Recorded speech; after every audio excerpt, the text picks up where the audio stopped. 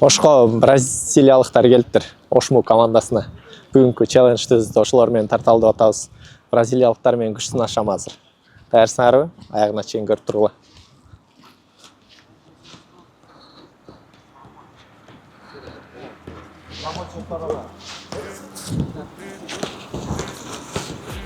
Ромарио. Салам. Кандайсың? Жакшыбы? Жакшы. Ассаламу алейкум. Кандайсың? Жакшы. Даярсыңарбы? Да, даярсыз.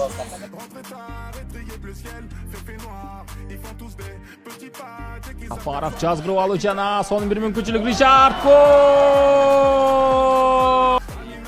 Жана жакшы мүмкүнчүлүк бар. Гол!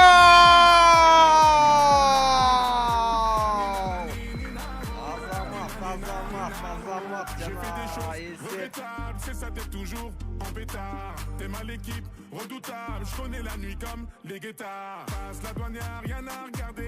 Айпанча көтөрүлгөн пас жана баш менен сокку гол! Бакыт Мырзалим уулу 89-минутада. Салам достор. Иско менен челлендж программасынын экинчи чыгарылышы бүгүн Ош шаарында бразилиялыктар менен челлендж кылабыз. Ошму командасынын оюнчулары Ромарио жана ошондой эле Бакыт Мырзалим уулу менен кызыктуу челлендж болот. Аягына чейин көрүңүздөр. Биздин биринчи челленджибиз боюнча маалымат берип кетсем, бул жөнөкөй челлендж болот. Баштап атканда акырын көнүшүп алабыз. Топто алабыз акырын. Көтөрүп, баш менен буга тийиш керек. Бул топко ким түшүргөн жеңет. 3 оюнчунун биринчиси чыгып кетет, андан кийин 2 оюнчу калат, аягында 1 оюнчу калат жеңген. Келдирет азыр. Ал сол. Аба. Сиз келдиресиз. Давай, Бакыт. Акырын өткөрөйүн деп атасыз. Опа. Мен. Брат. Да. Ким түшүрүп эң акыркы калганга чейин аракет кылабыз. Опа.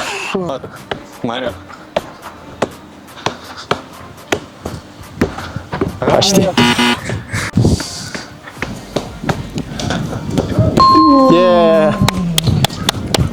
Жакшы. Бүтүнүкпү? Бакыт экөөбүз калдык. Ромарионун 1 упайы бар. Биринчи болуп жеңип чыкты. Азыр Бакыт экөөбүз калдык. Жеңилгенибиз упайсыз калабыз. Жеңгенибизге дагы 1 упай берилет.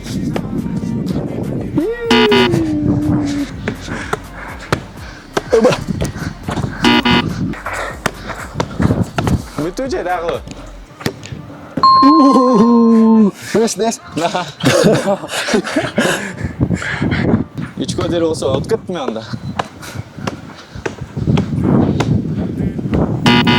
Все.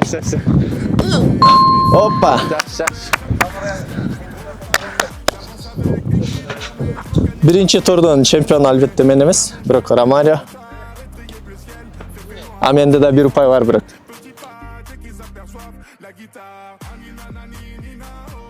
Экинчи челленджибизди баштап жатабыз. Азыркы челлендж боюнча маалымат берип кетсем, тегеректин ичине бир токтотуу менен, бир түйүү менен топ токтотуш керек. Азыр оюнчулардын техникасын карап көрөбүз, ким күчтүү экенин. Бразилиялыктарды күтүп атасыздарбы? Биринчи Ромарио баштайт. Ромарио, даярсыңбы? Оп. No. Андай бар. Марио. No. Go home.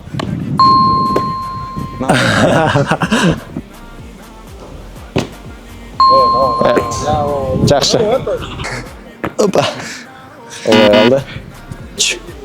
3. Жакшы кетти.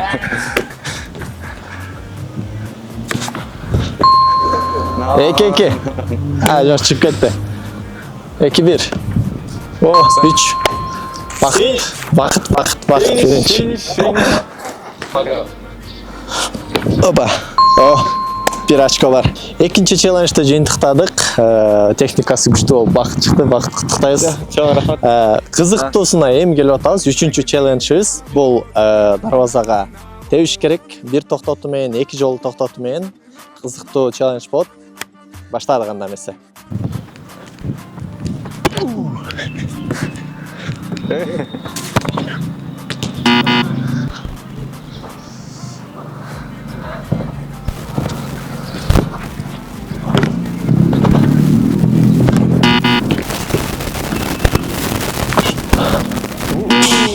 Коптер бар го. Ай-яй-яй. Birinchisi var.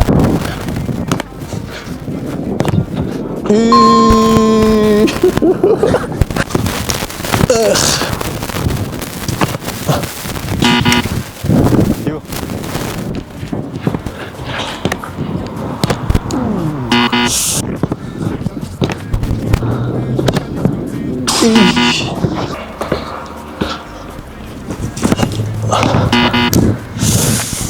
Биздин соккулар челленджибиз аякталып атат. Кийинкиси челленджибиз бул дарбазанын үстүнкү мамычасына тийүү керек. Азыр ошону жасап көрөбүз. Жакындады.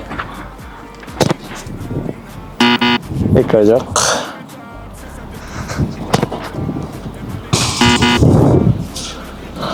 Бакыт үч жолу тепти. Жакындады, бирок бир дагы тийгенин көрө алган жокпуз. Азыр кийинки кезекте Ромарио.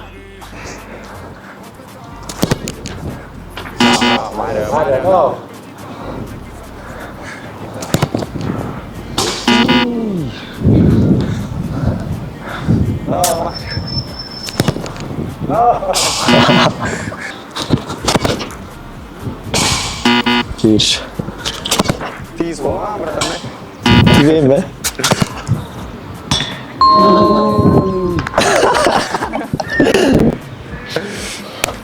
Челленджда мен уттум. Бир тийүү менде гана бар. Жеңүүчү Исхак Туратбеков. Кийинки акыркы челленджибиз калды, бул бир-бирге чыгып, алдап өтүп гол кириш керек. Азыр ошону баштайбыз. Go, go, go, go.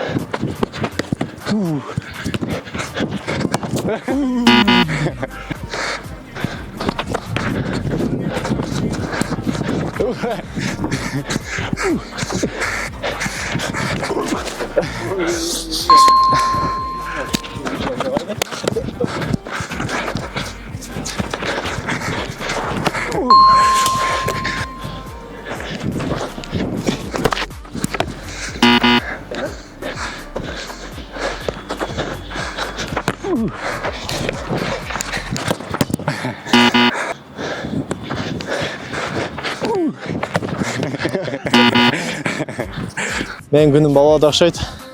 Бирок жакшы оюн тартыладык. Акыркы челленджибизди аяктап калды. Жыйынтыгын аягында көрөсүздөр. Азыр биздин ушул футболисттер боюнча маалымат алып беребиз. Кандай келип калган футбол, кандай аралашып калган. Эң кызыктуу сиздерге өткөн суроолорду беребиз азыр.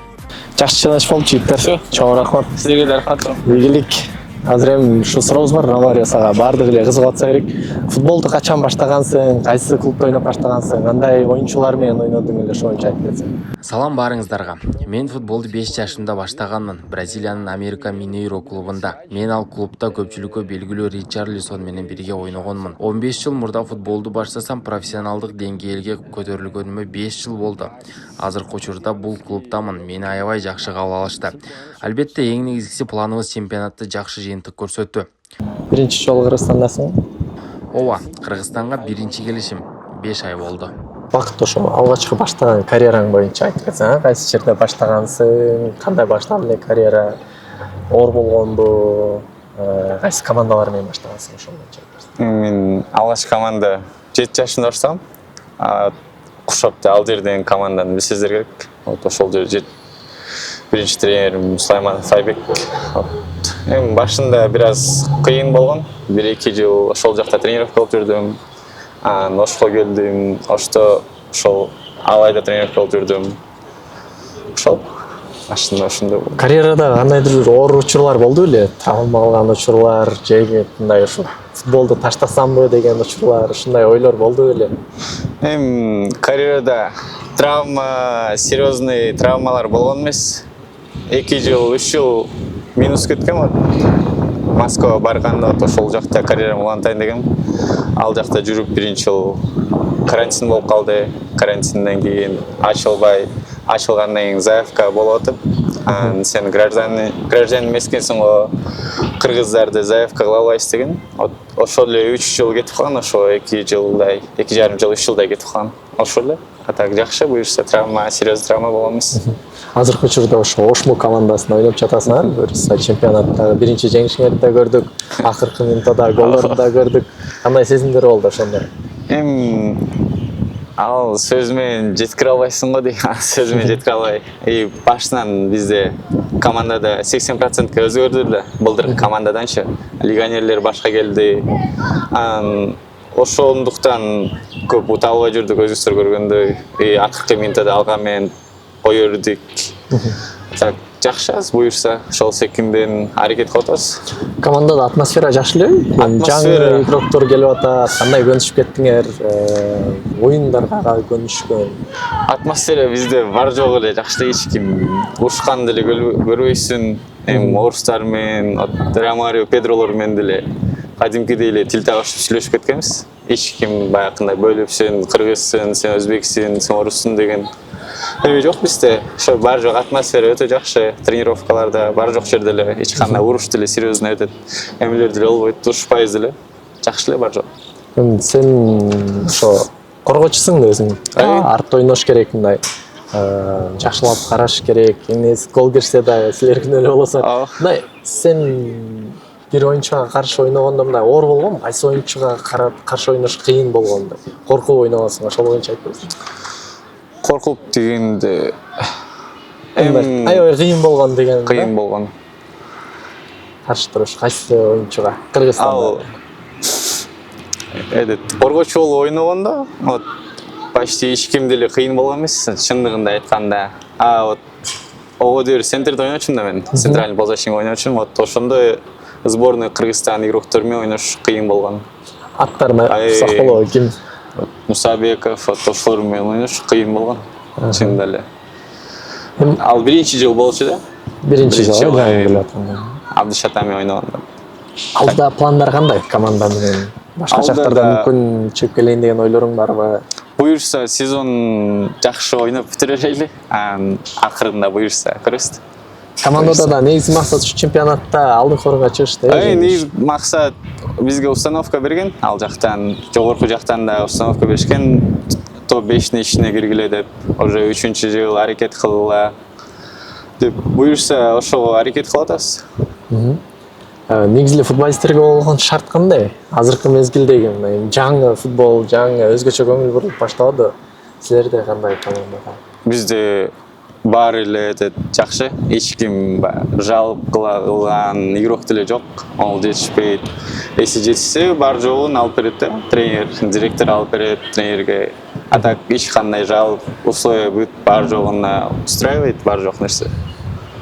Сон келип берген үчүн чоң рахмат.